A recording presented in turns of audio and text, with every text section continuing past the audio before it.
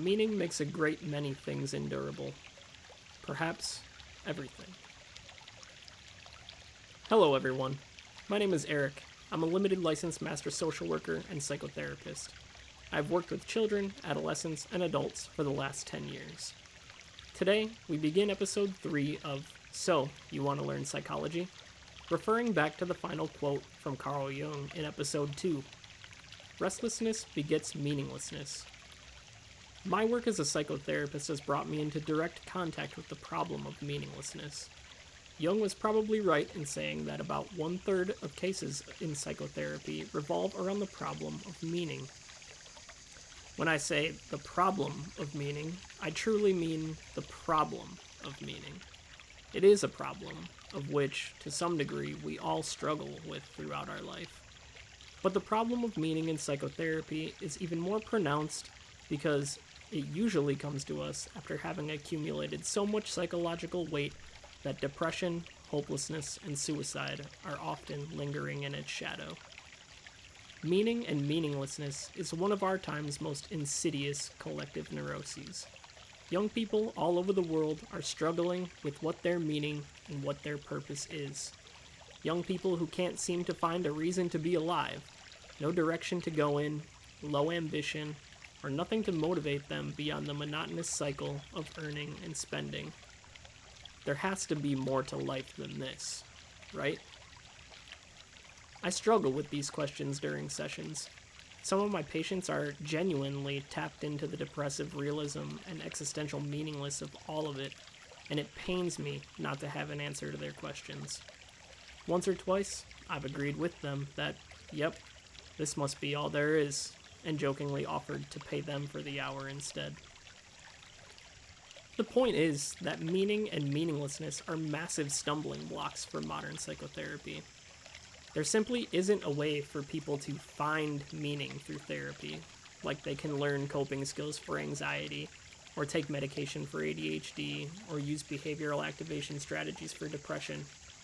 The only kind of psychotherapy that even comes close to meeting the needs of some people is existential psychotherapy, with its roots in the existentialist philosophies that date back some 400 years, and in some cases even further. In this video, we're mainly concerned with some aspects of existential psychotherapy that may be useful to our clients. Without going back too far into the past, we can safely begin around the 1940s with Viktor Frankl's Man's Search for Meaning. Anyone at all familiar with psychology or existentialism knows this book, so a synopsis of it is unnecessary here. We'll examine a few quotes of primary importance and move on to other less well-known but still relevant existentialists. Viktor Frankl writes, "During psychoanalysis, the patient must lie down on the couch and tell you things which sometimes are very disagreeable to tell. Now in logotherapy, the patient may remain sitting erect, but he must hear things which are sometimes very disagreeable to hear." When it comes to addressing the problem of meaninglessness in psychotherapy, no conversation that attempts to shift focus or make light of the tragedy of existence, or to give some superfluous monologue about the importance of finding meaning ever goes anywhere, or is at all meaningful. Sometimes it feels motionless, like you're simply stuck. Nothing more to say except, yes, you're right, none of this means anything. And while that can certainly be difficult to hear, is that all there is to say? Frankl gives another, more insightful quote for us to work with when he says, "There are some authors who contend that meaning and values are nothing but defense mechanisms, reaction formations, and sublimations. But as for myself, I would not be willing to live merely for the sake of my defense mechanisms, nor would I be willing to die merely for the sake of my reaction formations." So if meaning is not simply a defense against death anxiety, or a stupid behavior of electrons, as Manly Hall would have said, then what can be said about it that comes closer to the truth without diminishing the complexity of the issue or our associated struggles? Frankl reminds us, "As each situation in life represents a challenge to man and presents a problem for him to solve, the question of the meaning of life may actually be reversed. Ultimately, man should not ask what the meaning of his life is, but rather he must recognize that it is he who is asked. In a word, each man is questioned by life, and he can only answer to life by answering for his own life. To life, he can only respond by being responsible. Now, being responsible is not the same as making sure your cable bill is paid on time. It is not the same as meeting that deadline by 6 p.m. on Friday before the weekend begins. Being responsible means authorship. To be aware of the responsibility is to be aware of creating one's own self, destiny, life predicament, feelings, and, if such be the case, one's own suffering. For the patient who will not accept such responsibility, who persists in blaming others, either individuals or other forces, for his or her dysphoria, no real therapy is possible. Anyone who is serious about finding their meaning or purpose in life first needs to be aware of the responsibility that they have to themselves. To some degree, it means accepting that everything is your responsibility, and you will have to take ownership of your life regardless of the experiences you've endured and the obstacles you face.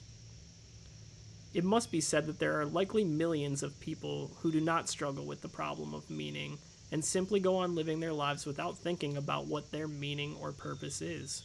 Irvin Yalom writes, "The belief that life is incomplete without goal fulfillment is not so much a tragic existential fact of life as it is a Western myth, a cultural artifact. The Eastern world never assumes that there is a point to life, or that it is a problem to be solved. Instead, life is a mystery to be lived. The Indian sage Bhakwe Sri Rajneesh says, 'Existence has no goal. It is pure journey. The journey of life is so beautiful, who bothers with the destination?' Life just happens to be, and we just happen to be thrown into it. Life requires no reason." But a quote from one of the last great philosophers, Manly P. Hall, suffices for me. A simple yet profound statement that the purpose of life is growth, and we are successful to the degree that we develop a character in harmony with the laws of the world of which we are a part. In this life, we grow in small and subtle ways every day, physically, psychologically, and spiritually. One of Jung's great ideas was that the psyche grows and develops without your consent and regardless of whether you understand its logic or methods.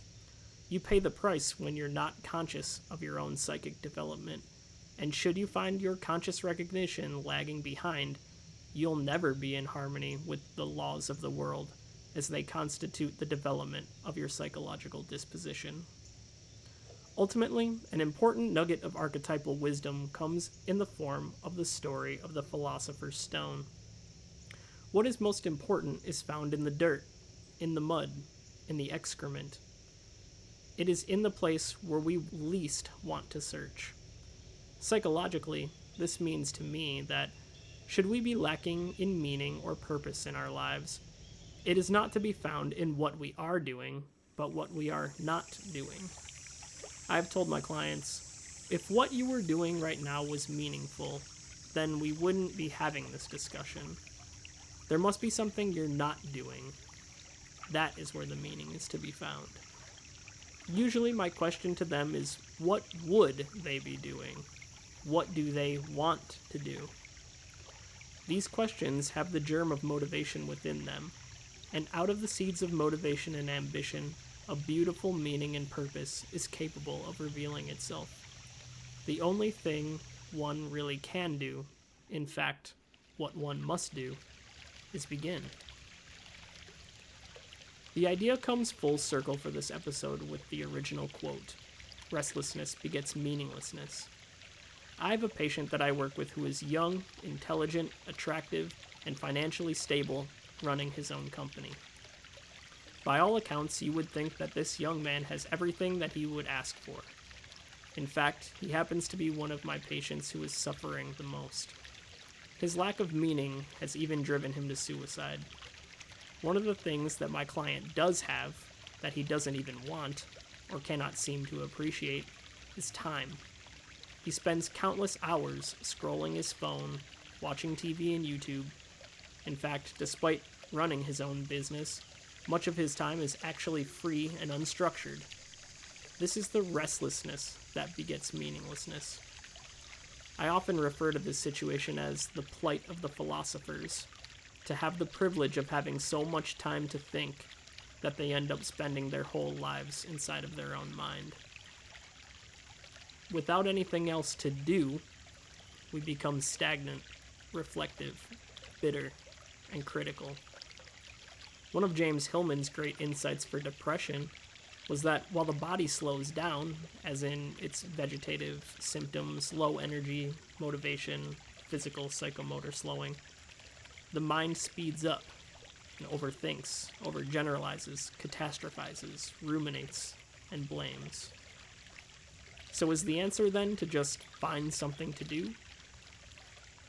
While it can never be that simple, it is a potential solution backed by neuroscience. Dr. K from Healthy Gamer GG has done many episodes on motivation and meaning. I'll leave the neurochemistry to the psychiatrist. I'm here to talk about what has worked for me and my patients. Ultimately, I cannot say whether any of these ideas, quotes, or thoughts are objectively helpful. They've helped me understand myself and have helped me find my own direction and purpose, but that doesn't mean they're universal. Likewise, the conditions for a meaningful existence are not universal. It takes an individual to search within himself to find out what is meaningful to him. The insistence on the individual to create or find his own meaning is in stark contrast to the importance our culture places on collectivism. Our neurotic collective attitude towards Western individualism associates it with devilish notions of white supremacy, patriarchy, and capitalism. Far be it from the truth, collectivism has its own demons to wrestle with, and in regards to establishing responsibility or finding meaning, the collective necessitates the reduction of the spirit of the individual. To reduce your individual spiritual strivings to the level of the collective means lowering your personal ambition. It means coming to terms with the idea that simply paying your bills and going on vacation once a year is enough to feed your soul and justify your existence. Collectivism crushes the individual. Everyone from Jung to Erich Fromm to Rollo May knew this, and yet we still somehow believe we know better.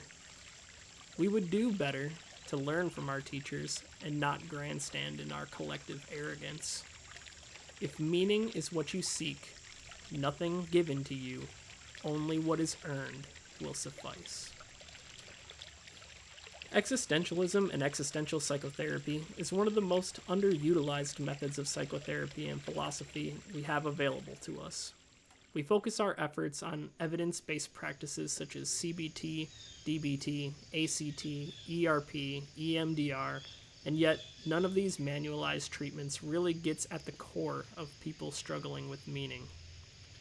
The great existentialists and existential psychotherapists have either mostly been forgotten about or integrated into systemic therapies that give almost no credit to the decades of contributions that they've added, not only to psychotherapy, but to the philosophy of treatment and of life itself. The series aims to shed light on those contributions by focusing on a single book at a time. This video was mostly focused on Man's Search for Meaning by Viktor Frankl. Throughout the series, we'll dive into the works of Erich Fromm, Rollo May, Irving Yalom, Emmy van Deurzen, and more. It feels almost cliche to begin our journey with Man's Search for Meaning. The book is so well known that at this point it has become a part of our collective Western myth. The next book in the series will not focus so much on meaning per se, but will nonetheless illuminate the deep reaches of existentialist thought. Psychology and the Human Dilemma by Rollo May are the crossroads at which we'll stand to begin our journey next week. In search of practical tips we can use to help ourselves and the people who come to us for help, we'll explore the existentialist perspective of what life is, why we seem to have so many problems living, and how we can be to live more authentically. Until next time, thank you.